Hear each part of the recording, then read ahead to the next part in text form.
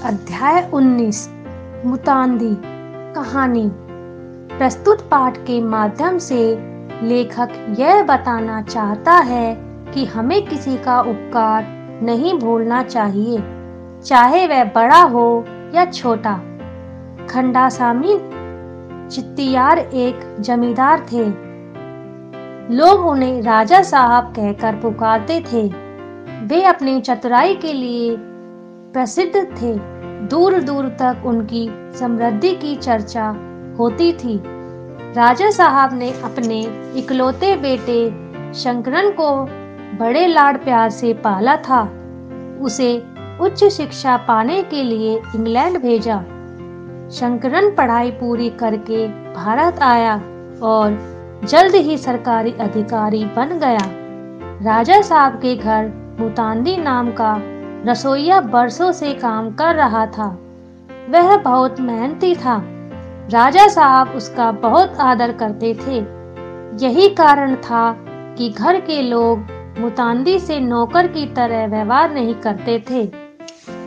शंकरन ने जब उसे होश संभाला तब से मुतांदी को देखा था। उसे ऐसी कोई घटना याद नहीं थी कि जब उसने मुतांदी की बात न मानी हो। मुतांदी ने भी सारा जीवन राजा साहब की सेवा में बिता दिया।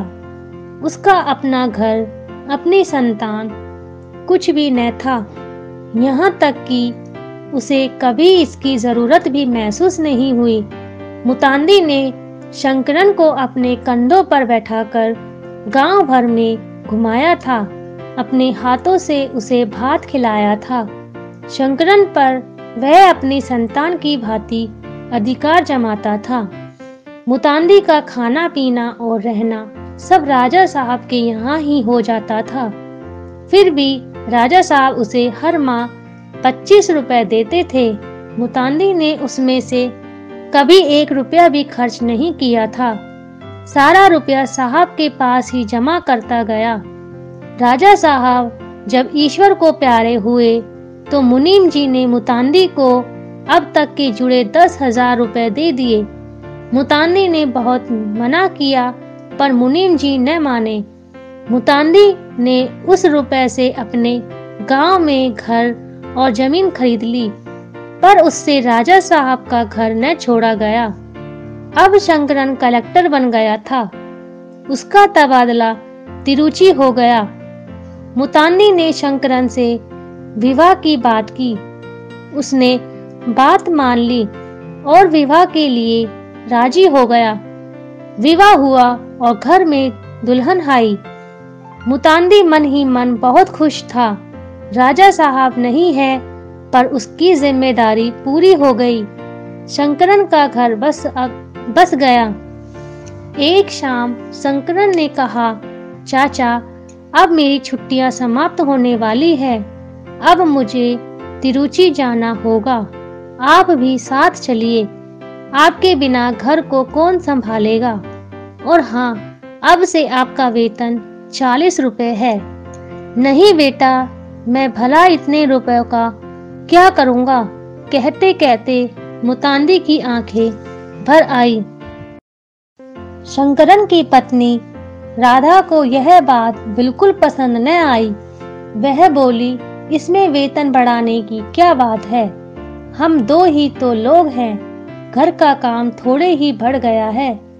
जो उसने बात पूरी भी न की थी कि शंकरन का चेहरा क्रोध से लाल हो गया। वह चीखा, तुम चुप रहो।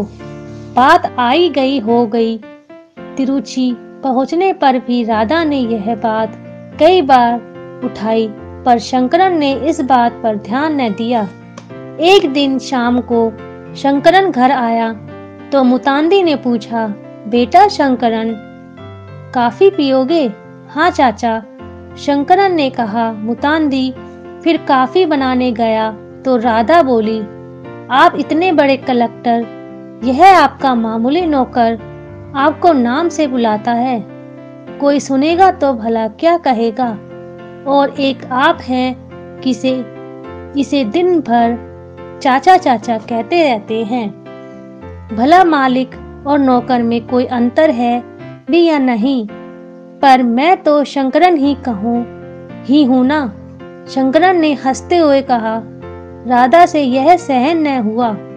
घर में शांति रखने के लिए शंकरन ने मन मारकर मुतांदी से कहा, चाचा आप मुझे नाम से न पुकारा करें। आप मुझे मालिक और इन्हें मालकिन कहें तो ठीक रहेगा। यह हमारा गांव नहीं है, लोग सुनेंगे तो क्या कहेंगे। मुतांदी हैरान रह गया। उसकी समझ में कुछ भी न आया। उसकी आंखें भर आई, सिर झुकाकर बोला, जी मालिक, और भीतर चला गया। इतने से भी राधा को चैन न आया। वह रोज कोई न कोई बहाना बनाकर मुतांदी को झिड़क देती। शंकरन ने रोज की लड़ाई से तंग आकर एक दिन कह ही दिया, चाचा अब आप बूढ़े हो गए हैं, आपको आराम की जरूरत है। ये 200 रुपए लीजिए और अपने गांव चले जाइए। मुतांदी ने कांपते हाथों से रुपए उठाए और बोला, तुम कहते हो तो चला जाता हूँ, पर तुम्हारे अलावा मेरा कौन है। वह जमीन पर बैठकर कुछ देर रोता रहा, फिर मेज पर रुपए रखे, अपने कपड़े बांधे और निकल पड़ा। राधा दूसरे कमरे से सब देख सुन रही थी। वह मन ही मन प्रसन्न थी। दिन बीतते गए। शंकरन के घर बेटे ने जन्म लिया। उसके जन्मदिन का उत्सव था। घर में काफी चहल पहल थी। ढेर सारे मेहमान आए हुए थे। तभी सामने से मुतांदी आया। वह खुशी से फूला न समा रहा था। वह दौड़कर नन्हे बच्चे की ओर लपका। अरे ये तो राजा साहब आ गए। वैसा ही चेहरा, वैसा ही नाक नक्श। मुतांदी ने बालक का माथा चूम लिया। उसके हाथ में सोने के 2 कड़े थे। वह राधा से बोला, बहू ये मेरे पोते के लिए हैं, इन्हें इसे पहना देना। यह कहते कहते मुतांदी ने कड़े राधा के हाथ में पकड़ाए और बाहर की ओर चल दिया। तभी शंकरन सामने आ गया। मेरा बेटा कहकर मुतांदी शंकरन से लिपट गया। उसकी आंखों से आंसू बह रहे थे। शंकरन कुछ कहना चाहता था, पर उसका गला भर आया। वह कुछ बोल न सका। मुतांदी बोला, बेटा चलू, नए मालिक से 2 दिन की छुट्टी लेकर आया था। अब चलू, रेल पकड़नी है। मुतांदी चल दिया। तभी राधा दौड़ी आई और ऊंची आवाज में बोली, अरे चाचा को रोकिए ना, अभी तो उन्होंने कुछ खाया भी नहीं। चाचा चाचा रुकिए ना। मुतांदी के बढ़ते कदम वहीं थम गए। शब्दार्थ: प्रसिद्ध, विख्यात, नाक नक्श, चेहरे की बनावट, उत्सव, त्योहार, प्रसन्न, खुश, जरूरत, आवश्यकता, अधिकार जमाना, हक मानना, मामूली, साधारण। लेखक परिचय: चक्रवर्ती राजगोपालाचारी का जन्म 10 दिसंबर 1878 में तमिलनाडु मद्रास के सैलम जिले के पास धोरापल्ली नामक गांव में हुआ था। सन 1937 में उन्हें मद्रास का मुख्यमंत्री बनाया गया। वह तमिल और अंग्रेजी के बहुत अच्छे लेखक थे। उनकी पुस्तक चक्रवर्ती थरोमगन पर साहित्य अकादमी द्वारा पुरस्कृत किया गया। इन्हें 1954 में भारत रत्न से सम्मानित किया गया। 28 दिसंबर 1972 को उनका निधन हो गया।